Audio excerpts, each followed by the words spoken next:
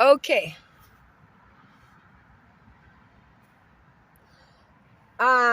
I know I am rotting away in this car. Literally, I am rotting in this car. But I'm at war right now. I'm in a spiritual warfare.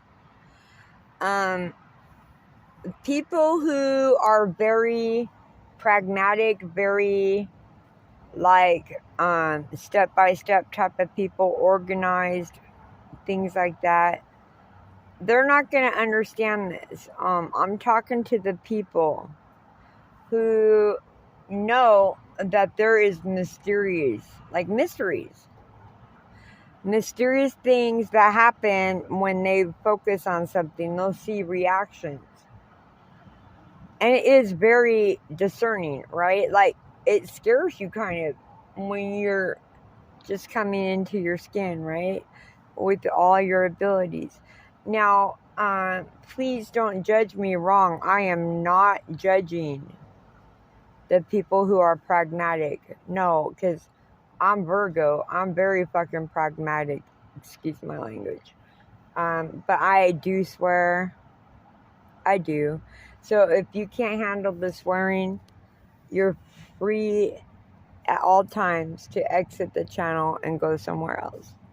I swear because one day, many years ago, when I think I was about 16 years old, 17, I was dedicating myself to God. I went to church, and at the end of the service, when they played the piano, and they asked that, is there anybody that wants to dedicate themselves to Christ and to God Almighty, right? I did. I took it up, and I walked down the aisle.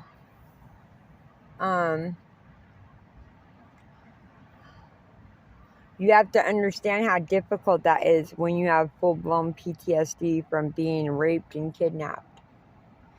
And random people started touching me on my shoulders to help me go into Christ. They had good intentions. Don't get me wrong. Don't twist this, okay? They are good people. They just did not know that touching me uninvited triggers a full-blown PTSD attack. They did not know that. So it kind of freaked me out. And at the same time, the preacher had his hand on my shoulder praying for me. And he was telling me to recite the prayer that he was giving to me.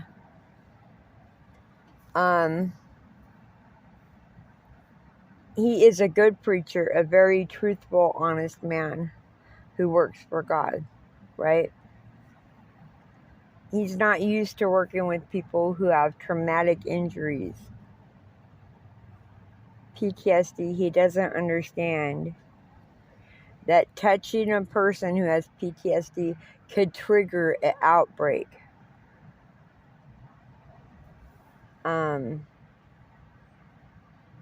So my trigger was I got touched repeatedly without me ever asking to be touched. No. I never asked ever to be touched. But they touched my shoulders in a healthy way, praying for me, right? But in my mind, anybody who touches me without me giving permission is a violation of my body. Now, mind you, I'm surviving an entire lifetime since I was a brand new newborn baby, even before my mom gave birth, right? Of traumatic sexual abuse, traumatic physical abuse. I never knew what it felt like. I still don't know what it feels like. to actually be safe with privacy without anybody spying on you. I don't know that feeling. I've never had it.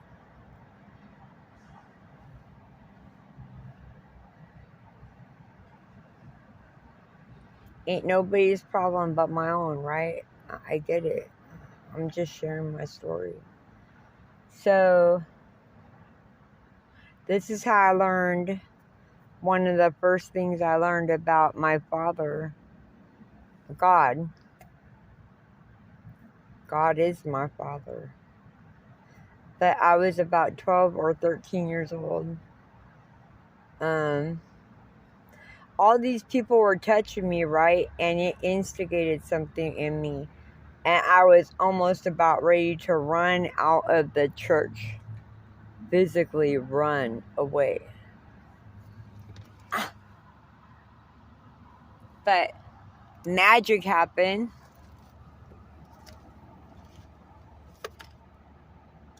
Magic happened before I stood up to run out of the church, right?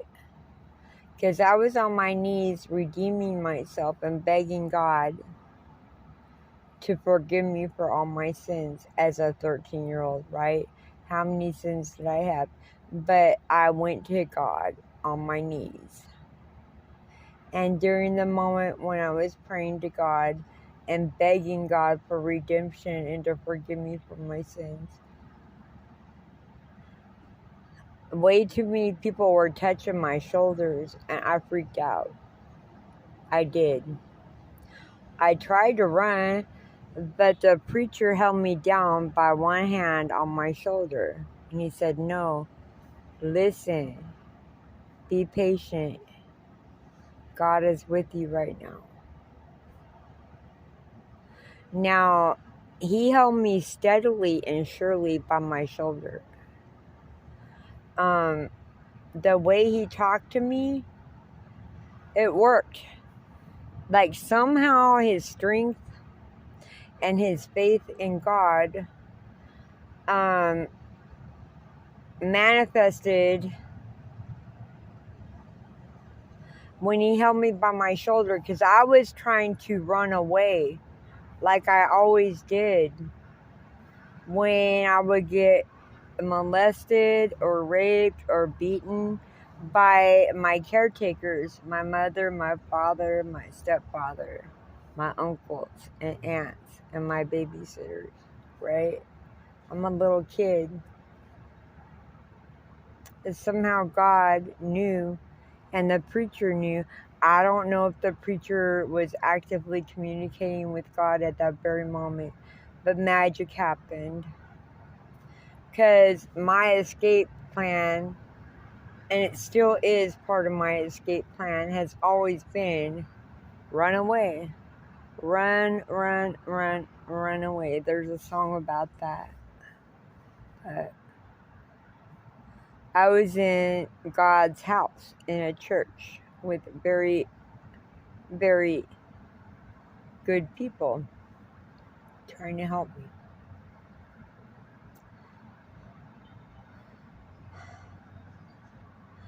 They were starting to really pray deeply on my body. And then more people that were not welcomed in came from the pews. And before the other people came in, I was full-fledged crying, begging God for forgiveness, begging God, how do I get out of this pain and misery? Begging God, will my mommy and daddy stop hurting me? Begging God for that. You know what I'm saying? 13 years old.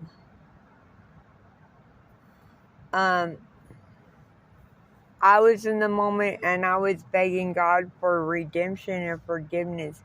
And I was accepting God into my life forever. I heard God loud and clear that I am forgiven for my sins. God gave me a warning at the same time. He said, "My child, I love you and know I'm always here for you." He said that to me. But then he also said to me prophetically that I'm going to be hurt by a lot of human beings in my lifetime. And God told me, heart to heart, telepathically, said, never give your power away to those weak individuals who choose to do physical harm on one of God's child. I'm talking about individuals who like to beat up, physically punish people, male or female. God gave me that warning. God warned me and said, I'm going to lose hope. God foresaw the 5 times I tried to commit suicide against my body, to die forever, right? God tried to tell me, but we all have free will, okay? All of us do. But my life was so hard, so hard.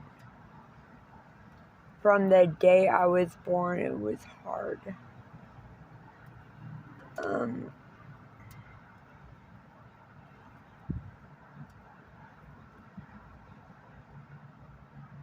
They never had any spirituality.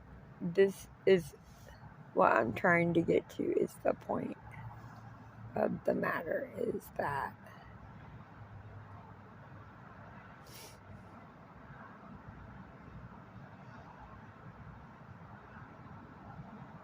we all go through traumatic things, right? Well, I'm not going to say all of us, because some people are very spoiled and shit. But I myself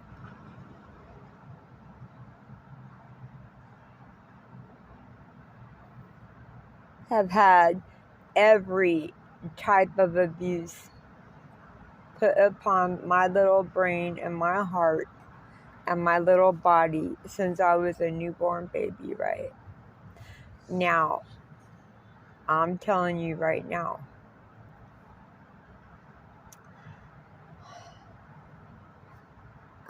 my current enemies, I'm 52 years old. I'm a grandma. I mind my own business.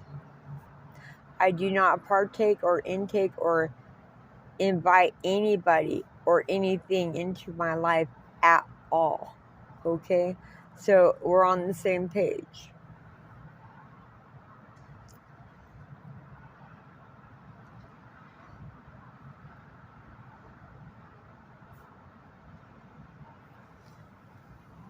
These people that are my enemies, I don't even know who they are. I know they're on the East Coast.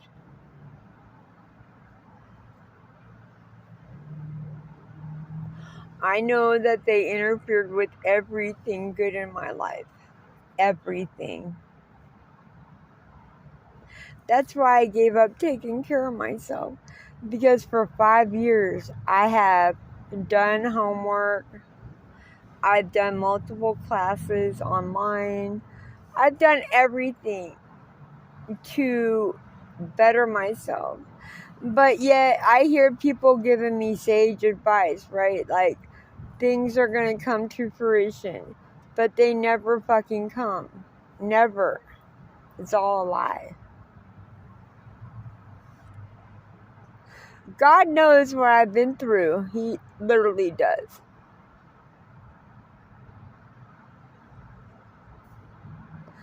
God knows, like, I am so close to just fucking it all up. Like, I just am tired. I don't care anymore because I don't have access to a shower. What the fuck, God? You want me to fight for you and save people from evil, right? But I'm not entitled to pay my own way to get into a hotel room and get a shower. I am not asking anybody for any money. But you deny me to go into a hotel room to clean myself in your image. You created me in your image. And here I am. Because my enemies are putting black magic on me and blocking me from the people I'm supposed to have in my life. People don't believe in black magic, but it exists. It really does exist. Now, mind you, if you're strong spiritually, right, you can withstand it. But in my case, there are literally everything I see is 12. There are 12 people. I don't know if they're connected. I don't know anything. I just keep getting the number 12.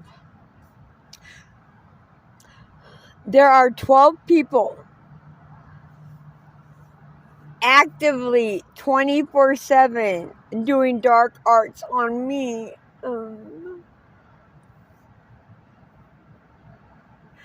I have been followed, okay? I am scared to throw my garbage out because I have seen people. I've watched them. I've recorded them with my phone. When I throw a little plastic bag of my garbage out in the garbage can, I watch like a couple minutes and somebody is digging into my bag and they pull out pieces of my hair that I clean myself with, like toilet paper that I blow my nose with, things like that. They're using my hair. It's gross, I know, but I have to say it. When I blow my nose, they use my mucus, my hair, everything. And they go to the cemetery and they dig up cemetery dirt. And they're doing death spells. It's called death spells. God is almighty.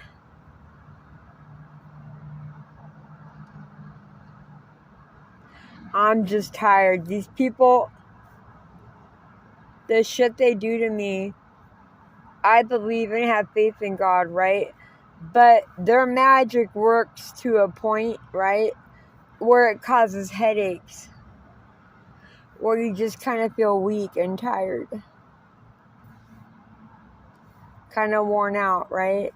Now, if you knew my history, I'm telling you, if I'm being attacked like that, I'm already tired and weak from the attacks, right? Now, topple that with I'm anemic. My red blood cells, they don't have the ability to carry oxygen anymore to my body. The doctor said that they want to sign me up on a donor list to get a red blood cell transplant. So this is why their dark arts are working strongly on me. And because I'm already weakened from my anemia.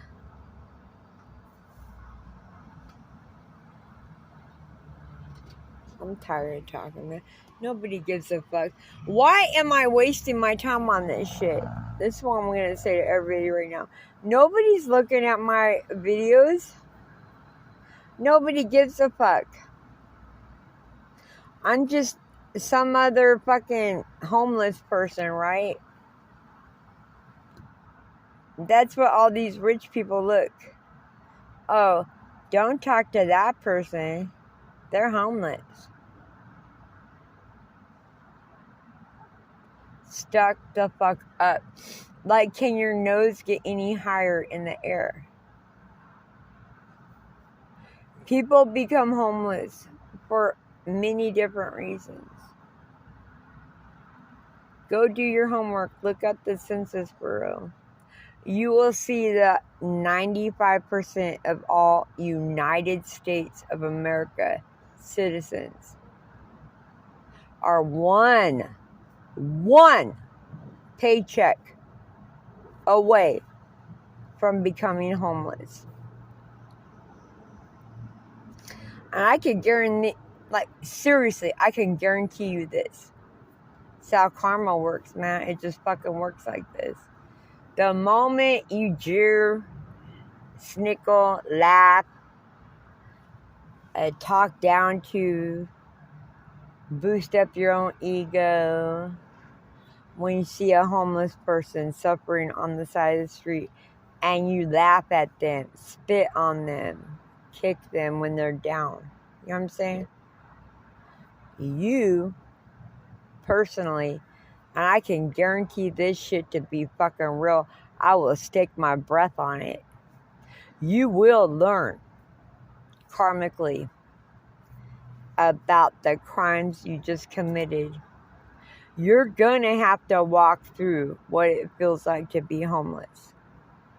You're gonna do that. It will fucking happen. I can guarantee this to be true.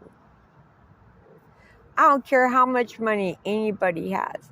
The moment you commit a blood crime by kicking a homeless person when they're sleeping on the sidewalk, right? No food, no warmth, no access to water or hygiene, right? When you kick a dog when they're down, what the fuck do you think God is going to give you? Come on. Logic. 1 + 1. Do you think God is going to bless your life to be abundant and all that shit? No. God is going to fucking make you learn a thing or two. The way you learn a thing or two is you walk in the shoes of the person you're laughing at, right? It is fucking what it is. I can't not lie. You might be highfalutin. You might be Bill Gates' wife. Whatever. I don't care. Shit will happen. Because it has to happen. It has to happen.